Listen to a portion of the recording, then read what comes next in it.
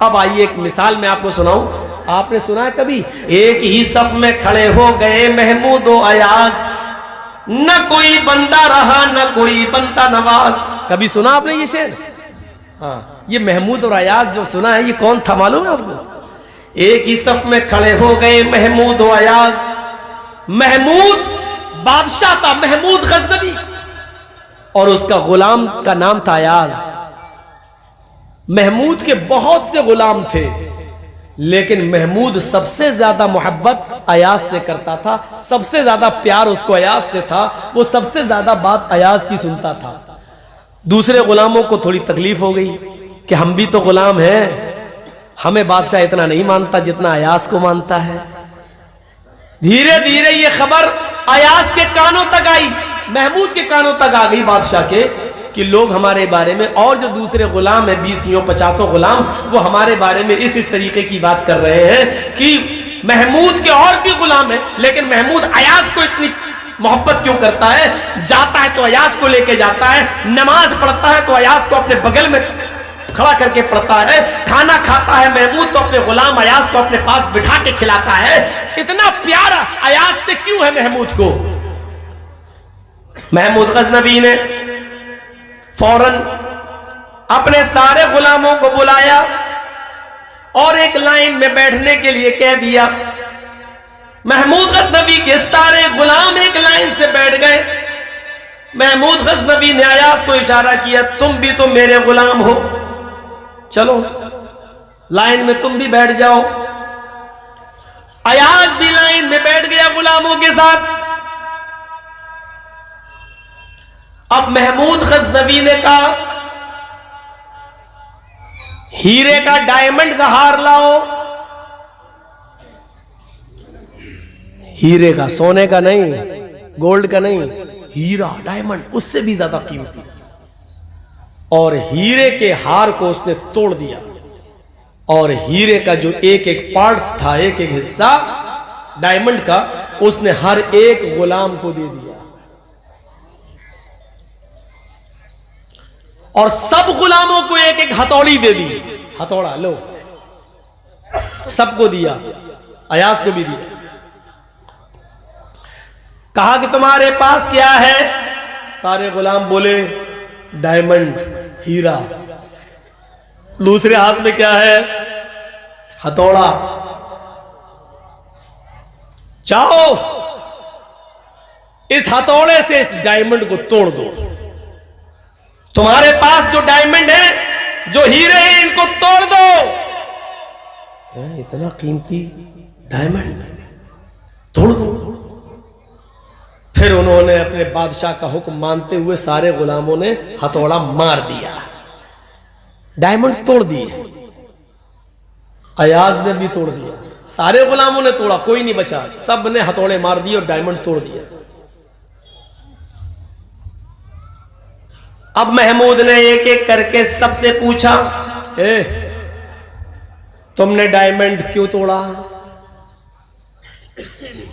ये गुलाम खड़ा होता है, हजरत मेरे आका मेरे मालिक, मैंने डायमंड को इसलिए तोड़ दिया क्योंकि मेरे आका का हुक्म था। डायमंड की कीमत मेरे आका के हुक्म से बढ़कर नहीं थी। इसमें चापलूसी भी थी और तारीफ भी थी और हुक्म। मैंने तोड़ दिया। अच्छा तुमने क्यों तोड़ा? उसने भी कहा आपका हुक्म था, हुक्म के आगे मैंने आपके हुक्म की खिलाफ वर्जी करना पसंद नहीं की, तोड़ दिया। तीसरे से पूछा तुमने क्यों तोड़ा? उसने भी यही जवाब दिया। चौथे ने भी जवाब दिया। 15 लोगों ने, 20 लोगों ने, 25 लोगों ने, सारे गुलामों ने यही जवाब दिया। अब बारी आती अयाज की। तोड़ा तो उसने भी था। पूछा अयाज तुम बताओ कि तुमने इस डायमंड को क्यों तोड़ा? तो अयाज ने फौरन ये जुमले अदा कर दिए, मेरे आका मेरे मालिक, आपका हुक्म जबान से निकला कि तोड़ दो, और ये मेरे दिमाग का कसूर था, ये मेरी अकल का कसूर था। वो आपके हुक्म को समझ नहीं पाई और मेरी नाकिस अकल का कसूर था, मेरी बदअक्ली थी, मैंने उसको तोड़ दिया। आपका हुक्म मेरा जहन समझ नहीं पाया, आपके कहने का मकसद क्या था वो मेरी नाकिस अकल में नहीं आया, इसलिए मेरी अकल ने जो सोचा वही किया और मैंने उसको तोड़ दिया। महमूद गजनबी मुस्कुराते हुए कहता है, गुलामों देखा तुमने मैं अयास को क्यों पसंद करता हूं और अयास से मैं क्यों मोहब्बत करता हूं। उसकी वजह यह है, हुक्म मैंने ही दिया था तोड़ने का, तुम सब ने फौरन मेरा नाम ले दिया और क्या कह दिया, आपका हुक्म था तोड़ दिया, आपका हुक्म सराखों पर मैंने तोड़ दिया, तुम सब ने मेरा नाम ले दिया। गोया के तोड़वाने वाला मैं, तोड़ने वाले तुम हो, तोड़वाने वाला मैं। लेकिन अयास को देखो, उसने तोड़ तो दिया लेकिन उसने मेरे ऊपर आंच नहीं आने दी और उसने सारा कसूर अपनी अकल का बता दिया, जबकि हुक्म मेरा ही था। लेकिन उसने ये कह दिया कि मैं आपकी बात को, आपके हुक्म को समझ नहीं सका और ये मेरी अकल का कसूर था कि मैंने तोड़ दिया। उसने मेरे ऊपर आंच नहीं आने दी, मेरे हुक्म के बावजूद उसने सारी बुराई अपने ऊपर ले ली, उसने मेरे ऊपर आंच नहीं आने दी। इसलिए मैं अयास से, तुम लोगों से ज्यादा मोहब्बत करता हूं। एक मामूली गुलाम और मामूली बादशाह का ये हाल है, उसको ये जुमले पसंद आए तो एक अल्लाह में और उसके गुलाम यानी हम में और आप में भी यही चीज होनी चाहिए कि जब अच्छी चीज की निस्बत हो तो अल्लाह की तरफ करें और बुरी बात का जब कुछ कर बैठे तो उसकी निस्बत हम अल्लाह की तरफ ना होने दें। यही बंदे का और अल्लाह के दरमियान, यही मालिक और उसके गुलाम के दरमियान फर्क होना चाहिए। जब बंदा बेनमाजी था, चोर था, शराबी था, जुआरी था, जिनाकार था, लेकिन अचानक नमाज पढ़ने लगा, 5 वक्त नमाजी हो गया, तहज्जुद गुजार हो जाए, तो वो ये कहे ये मेरे रब का एहसान है मेरे ऊपर कि उसने मुझे गुनाहों की दलदल से निकाल कर हिदायत की राह दिखा दी है, हमें हक पर गामजन कर दिया है। वो अल्लाह का नाम ले, अच्छा काम करे तो उसकी निस्बत अल्लाह की तरफ करे, और जब वो उससे कोई बुरा काम हो जाए, जब शराब पिए और जुआ खेले और जिनाकारी करके आए, तो ये ना कहे कि मैंने अल्लाह के हुक्म से किया, बल्कि वो इसकी निस्बत मेरी तरफ ना करे, बल्कि इसकी निस्बत वो शैतान की तरफ कर दे कि नहीं, अल्लाह ने तो मुझे इस दुनिया में भेजा था और सोचने और समझने की अकल दी थी, लेकिन इस शैतान ने मुझे बहका दिया है और मुझसे गलत काम कराए हैं। सच्चा बंदा वो होता है जो मेरी तरफ किसी गलत काम की निस्बत नहीं करता है। मेरे प्यारे साथियों, ये अल्लाह में और बंदे के दरमियान, अल्लाह में और उसके गुलाम यानी हम और आपके दरमियान ये निस्बत होना चाहिए। ये है अब्द और ये है माबूद, यानी अल्लाह और बंदे के दरमियान ये चीज पैदा होनी चाहिए। अब अभी इबादत पे हम आए कहाँ हैं, अभी नमाज और रोजे की तरफ तो चले ही नहीं है, अभी तो इबादत का पहलू आपके सामने आया ही नहीं है। अभी तो मैंने सिर्फ ये बताया कि बंदा, बंदगी तो बाद में, पहले बंदे और रब के दरमियान एक ताल्लुक तो मजबूत हो जाए, ये रिश्ता हो। जब नमाज और रोजा रख के और पढ़ के आए तो कहे कि मेरे रब ने मुझे हिदायत दी। जब झूठ बोल दे या जुआ और शराब खेल कर और पी कर आए तो कहे कि मुझे शैतान ने बहका दिया है। बुरे काम की निस्बत वो अल्लाह की तरफ ना करे, तब अल्लाह भी उस बंदे से प्यार करता है कि नहीं, मेरे बंदे ने मेरी तरफ गलत काम की निस्बत नहीं। और बहुत से लोग तो होते तो यही कह देते मैं क्या करूं, जब अल्लाह के हुक्म के बगैर पत्ता नहीं हिलता तो मैं चोरी भी कर रहा हूं तो अल्लाह के हुक्म से कर रहा हूं, नमाज नहीं पढ़ रहा हूं तो वो भी अल्लाह के हुक्म से नहीं पढ़ रहा हूं। अल्लाह चाहता तो हमें नमाज पढ़वा देता, अल्लाह खुद चाह रहा है कि ना पढ़े, अल्लाह खुद चाह रहा हम चोरी करें, नहीं पहुंच पाओगे वहां तक। इसीलिए मैंने ये मिसाल दी महमूद और अयास की। जब मामूली बादशाह खुश हो रहा है अयास के इस जुमले से, जबकि उसने हुक्म दिया है, लेकिन फिर भी जब उसका नाम नहीं आया तो खुश हो रहा है कि देखो इसने गलत काम की निस्बत मेरी तरफ नहीं की, जबकि हुक्म मैंने दिया। अल्लाह कितना खुश होगा जब बंदा अल्लाह से ये कहेगा कि अल्लाह मैंने शराब पी, जुआ खेला, मुझे शैतान ने बहका दिया, अल्लाह तो मुझे हिदायत दे, तो अल्लाह को भी खुशी होती है। ये चीज समझने की है। और अब आइए, इबादत होती है दिल की गहराई से, इबादत होती है इखलास से आप कोई भी काम करेंगे उसमें आपकी नीयत देखी जाएगी। नीयत इन्नमल अमालु बिन्नियात, अच्छे सालेह अमाल का दारो मदार नीयत पर है। नमाज पढ़ रहे हैं, अब सुनिए, अब इबादत आ गई है, अब आइए इबादत पर। अब इबादत में भी देखिए, इबादत बंदगी जो आप कर रहे हैं ये क्या है। आज कौन सा दिन है? शनिचर।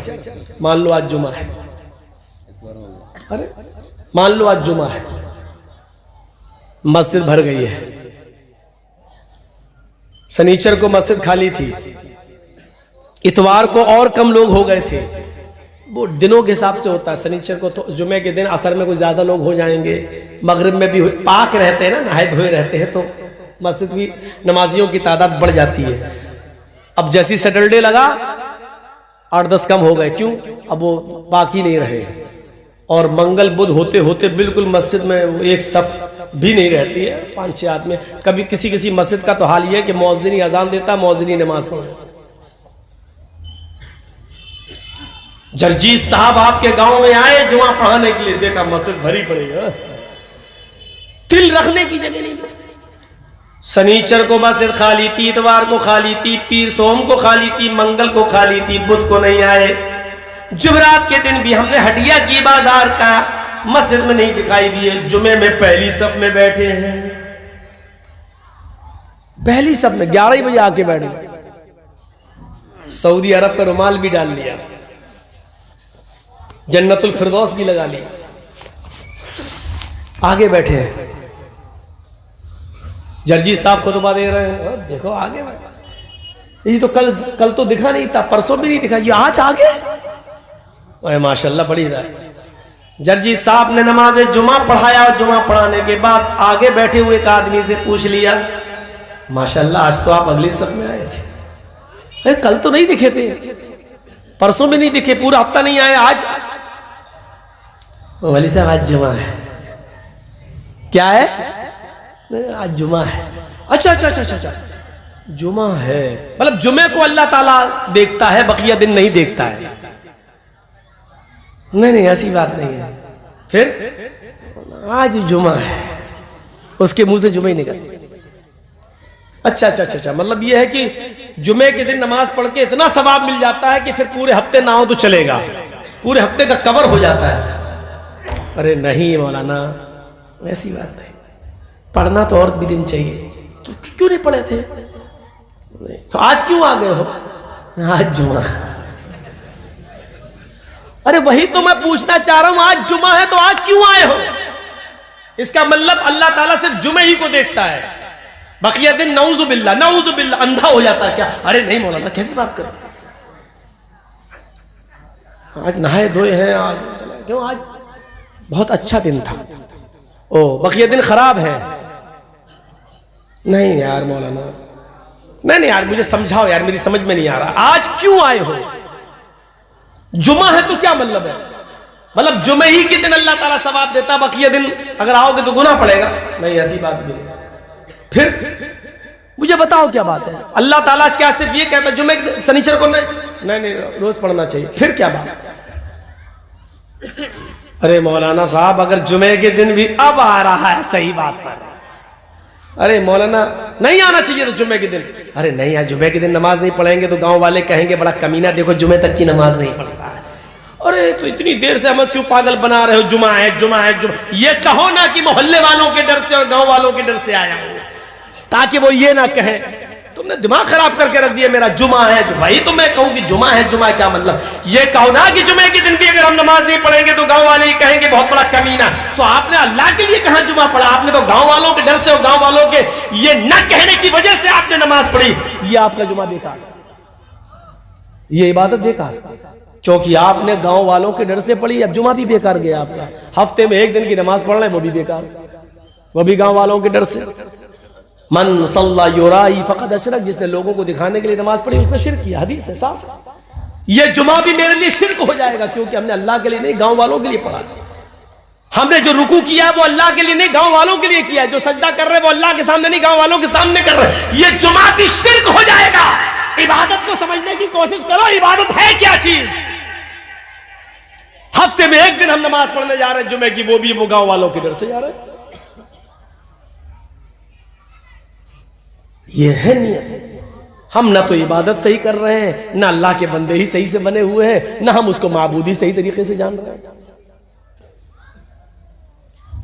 ना हम आब्द ही ठीक है, ना आबिद ही ठीक है, ना इबादत ही हमारी ठीक है, ना हम अपने माबूद का हक भी पूरी तरीके से अदा कर रहे हैं। है क्या हमारे पास?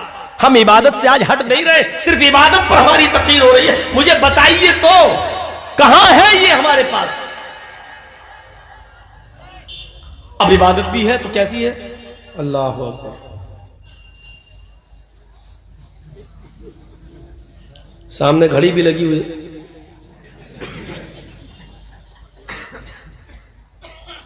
ऐसे भी हो रही है। थोड़ा सा मच्छर बैठ, ये भी हो रही है। ताबईन के वाकयात पढ़िए, तज़किरतुल हुफ़्फ़ाज़ पढ़िए अल्लामा शमसुद्दीन ज़हबी की, जिनके पैर खराब हो जाते थे और डॉक्टर कहता था हकीम कि तुम्हारा पैर काटा जाएगा। उस जमाने में इंजेक्शन नहीं थे सुन करने के, बेहोश करने के, तो वो ताबईन हजरात हमारे बुजुर्ग वो ये कह दिया करते थे कि जब मैं नमाज पढ़ने लगूं तो मेरा पैर काट देगा, क्योंकि नमाज में मेरा दिमाग अल्लाह की तरफ इतना लग जाता है कि फिर मैं ऐसा मुनहमिक हो जाऊंगा कि पैर काटने की तकलीफ हमें नहीं होगी। एक वो नमाज थी हमारी, एक मच्छर काटता था, दाढ़ी खुजा रहे हैं, घड़ी देख रहे हैं, ये इबादतों का हाल हमने किया। हम नमाज पढ़ रहे हैं और फिर कह रहे हैं हमारे ऊपर आफतें आ रही, हमारे ऊपर मुसीबतें आ रही। जो मैं सर बसजदा हुआ जमीन पर तो आसमां से आने लगी ये निदा। जो मैं सर बसजदा हुआ जमीन पर तो आसमां से आने लगी ये निदा। तेरा दिल तो है सनम माशना, तुझे क्या मिलेगा नमाज में।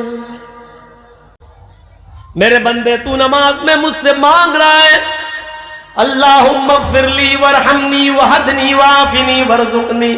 मेरे बंदे तू मुझसे दुआ मांग रहा है इहदिना सिरातल मुस्तक़ीम सिरातल लज़ीना अनअमता अलैहिम। लेकिन मेरे बंदे मैं तुझे दूं तो कहां से दूं तो कैसे दूं।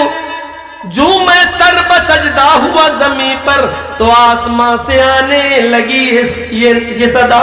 तेरा दिल तो है सनम माशना, तुझे क्या मिलेगा नमाज में। तेरा दिल तो नमाज में अपनी दुकानों पे लगा हुआ है, तेरा दिल नमाज में अपने बेटे के हॉस्पिटल में एडमिट होने पे लगा हुआ है, तेरा दिल नमाज में जल्दी से मस्जिद से बाहर जाकर अपनी फैक्ट्री में जाऊं और अपने मजदूरों को देखूं काम कर रहे हैं नहीं। तेरा दिल तो वहां लगा है, तू मस्जिद में नमाज पढ़ता है, तेरा दिल खेत में लगा है, तेरा दिल धान और गेहूं और चावल में लगा हुआ है। शायर उसी को कहता है जो मैं सर बसजदा हुआ जमीन पर तो आसमां से आने लगी ये निदा। तेरा दिल तो है सनम आशना, तुझे क्या मिलेगा नमाज में। ओ मेरे बंदे मैं तुझे दूं तो कहां से दूं, कैसे दूं। तेरा दिमाग, तेरा जहन, तेरा दिल मेरी तरफ है ही नहीं। वो नमाजें नहीं चाहिए अल्लाह को, ऐसे सजदे नहीं चाहिए अल्लाह को। सजदा तो वो चाहिए जो इब्राहिम अलैहिस्सलाम ने किया था। सजदा तो वो था, वो होता है जिसे अल्लामा इकबाल ने कहा वो एक सजदा रूह ज़मीं जिससे कांप जाती थी। वो एक सजदा रूह ज़मीं जिससे कांप जाती थी, उसी को तरसते हैं आज मिंबर और मेहराब। उस सजदे की जरूरत है मस्जिद के जमीन पर, मिट्टी पर, सादा जमीन पर अपनी पेशानी को रखकर सुभान रब्बियल आला कहने की, सुब्बुहुल कुद्दूसुन रब्बुल मलाइकति वर्रूह कहने की, सुब्हानक अल्लाहुम्मा रब्बना व बिहम्दिका अल्लाहुम्मा ग़फ़िरली। ये सब रुकू की दुआएं हैं और सजदे की दुआएं हैं। ये सजदा वो है जब जमीन पे पड़ता है तो जमीन की रूह कांप जाती है। रूह जमीन जिस सजदे से कांप जाए, जमीन की रूह जिस सजदे से कांप जाए, अर्श वाले का अर्श हिल जाए कि वाकई मेरे बंदे ने दिल से अपनी गुलामी का इकरार कर लिया, अपनी नाक जमीन पर रगड़ दी और इस बात का इकरार कर लिया कि अल्लाह मैंने अपनी नाक जमीन की मिट्टी पर रगड़ के तेरे सामने जिल्लत का इजहार कर दिया है, इंसल्ट कर ली मैंने। आय अल्लाह अजीज तेरी जात है, जलील मैं हूं। आय अल्लाह तेरे सामने मैंने अपनी नाक को रगड़ लिया है, मिट्टी मेरी नाक पे रगड़ी हुई है। आय अल्लाह मैं बहुत जलील हूं, इतना कमतर तेरा बंदा तेरा गुलाम हूं कि जमीन से ऊपर नहीं हूं, और हम में और तुझ में इतना ही फर्क है कि मैं जमीन से ऊपर नहीं हूं और तू आसमान की बुलंदियों से नीचे ही नहीं है। आय अल्लाह मेरा तेरा कोई मुकाबला ही नहीं है, मैं जमीन की पस्तियों में हूं और तू आसमान की बुलंदियों में। अल्लाह मेरी हैसियत ये, तेरा मकाम वो है, जब तक ऐसा सजदा नहीं होगा तब तक रूह जमीन नहीं कांपेगी, और जब रूह जमीन नहीं कांपेगी तो दूसरे सजदों की अल्लाह को जरूरत भी नहीं है। ऐसे सजदे की जरूरत है, वो है जो सजदा रूह जमीन जिससे कांप जाती है, उसी को तरसते हैं आज मिंबर व मेहराब, उस सजदे की जरूरत है, ये चोरों वाले सजदे की नहीं। सुभान रब्बिल आला, सुभान रब्बिल आला, सुभान रब्बिल अल्लाह अकबर, अल्लाह। इस कौवे की चोंचों की जरूरत नहीं है। सजदे में जा रहे हो तो एहसास होना चाहिए, सजदे में गए तो पहले नाक फिर माथा, जब सजदे से उठ रहे हैं तो पहले माथा और फिर नाक, ये उठाइए। जाएं तो पहले नाक होनी चाहिए और उठे तो पहले माथा और बाद में नाक, यानी जाते वक्त भी पहले जमीन पर नाक हो और उठते वक्त बाद में भी नाक उठे। ये इस बात की दलील है कि अल्लाह कहते नहीं हम लोग, तेरे बेटे की शादी होगी ना, आएगा तू मेरे घर हमें मनाने, नाक रगड़वाऊंगा तुझसे। ये नाक रगड़वाने वाला जुमला समझते हो क्या मतलब? यानी तेरी बेइज्जती करूंगा। क्या मतलब हुआ नाक रगड़वाने का? नाक रगड़ना पड़ेगी तुझे, यानी तुझे मेरे हाथ पैर जोड़ना पड़ेंगे, जलील होना पड़ेगा। अल्लाह कहता तुम नाक रगड़ो, अल्लाह कहता सजदा करो, अल्लाह कहता सजदे में जाओ तो पहले नाक जमीन पर हो, उठो तो पहले पेशानी और बाद में नाक, यानी देर में नाक ही उठे। ये रगड़ने का मतलब क्या है? एक बंदा इस बात का एहसास करता क्या है, मेरे परवरदिगार मैंने तेरे आगे अपने आप को जलील कर लिया है, अजीज तो तू है, जलील तो हमें, और अच्छा लगता है। ये नाक रगड़ने का मामला सऊदिया का बादशाह, पाकिस्तान का वजीर आजम और बड़े से बड़े मिनिस्टर और बड़े से बड़े नेताओं को भी करना पड़ता है अगर वो मुसलमान है तो। यानी वो इस बात का इकरार करते हैं अल्लाह दुनिया में हम कुछ भी हो सकते हैं, लेकिन तेरे घर में आने के बाद हम बेबस बंदे हैं और हम जलील हैं, अजीज तेरी जात है। फिर अल्लाह का वादा है, मेरे बंदो जितना तुम मेरे सामने जलील बनोगे, जितना अपने आप को मेरे सामने झुकाओगे और गिराओगे, हम लोगों की नजरों में तुम्हें उतना ही बाइज्जत बना देंगे, हम लोगों की नजर में तुम्हें उतना ही प्यारा बना देंगे। और देख लो आज जो सबसे ज्यादा नमाजी है, सबसे बड़ा तहज्जुद गुजार है, जो सबसे ज्यादा इबादत करता है, आज हम में से कितने लोग उसकी इज्जत करते हैं, उसको अपने घरों में बुलाते हैं, दावत देते हैं, उसकी इज्जत करते हैं और उसको मेरे भाइयों अपने बिस्तरों पे बिठाते हैं और उसकी खातिरी करते हैं और जोड़ते हैं कि बड़ा नेक है, इबादत गुजार बंदा है, हम उसकी इज्जत करते हैं। यहाँ तक कि बहुत से काफिरों की औरतें मस्जिद के बाहर खड़ी हो जाती हैं और मस्जिद से नमाज पढ़ने वालों के लिए खड़ी रहती हैं। जब वो निकलते हैं तो अपने छोटे छोटे बच्चों के ऊपर वो दम करवाती हैं, पानी भी लिए खड़ी रहती हैं, वो पानी के ऊपर भी दम करवाती है, हालांकि नहीं करवाना चाहिए। हाँ, बच्चों पर दम किया जा सकता है। मेरे प्यारे साथियों गौर कीजिए, हम अल्लाह के सामने जलील हो के आ रहे हैं, लेकिन अल्लाह ने लोगों के सामने मुझे अजीज कर दिया है, लोगों के सामने मुझे प्यारा बना दिया है, लोगों के लिए हमें बाइज्जत बना दिया है, लोगों की नजरों में उसने हमें बावकार कर दिया, बाइज्जत बना दिया है। हम अल्लाह के सामने जलील होना सीखे तो अल्लाह हमें लोगों के नजरों में बावकार कर देगा, मुकर्रब बना देगा। तो ये होना चाहिए हमारा। और इबादत कैसी होगी? नबी अकरम ने फरमाया, सुनन तिरमिजी की रिवायत है, सुनिए, दो तीन चीजें हैं, याद रखिएगा। इत्तकिल महारिम तकुन अअबदन नास। अल्लाह के नबी फरमाते हैं, चंद जुमले आज मैं बयान कर रहा हूं, कौन है जो इनको याद कर ले और दूसरों तक पहुंचा दे। अबू हुरैरा कहते हैं, अल्लाह के रसूल मैं आप मुझे बताइए कि वो जुमले क्या हैं, मैं उनको याद करके दूसरों तक पहुंचा दूंगा। अल्लाह के नबी ने कहा बहुत अच्छा, सुनिए अय अबू हुरैरा, पहली चीज लोगों में बता दो, इत्तकिल महारिम तकुन अबदन नास, हराम चीजों से बच जाओ। इत्तकिल महारिम, हराम कामों से बचो, हराम चीजों से बचो। तकुन अबदन नास, तो तुम सबसे बड़े इबादत गुजार बन जाओगे। अब दो इबादत से हटकर बात नहीं हो रही है। तकुन अबदन नास, जितनी तुम हराम चीजों से बचोगे उतना ही बड़े तुम इबादत गुजार बन जाओगे। पता ये चला इबादत गुजार बनने के लिए हराम कामों को और हराम चीजों को छोड़ना जरूरी है।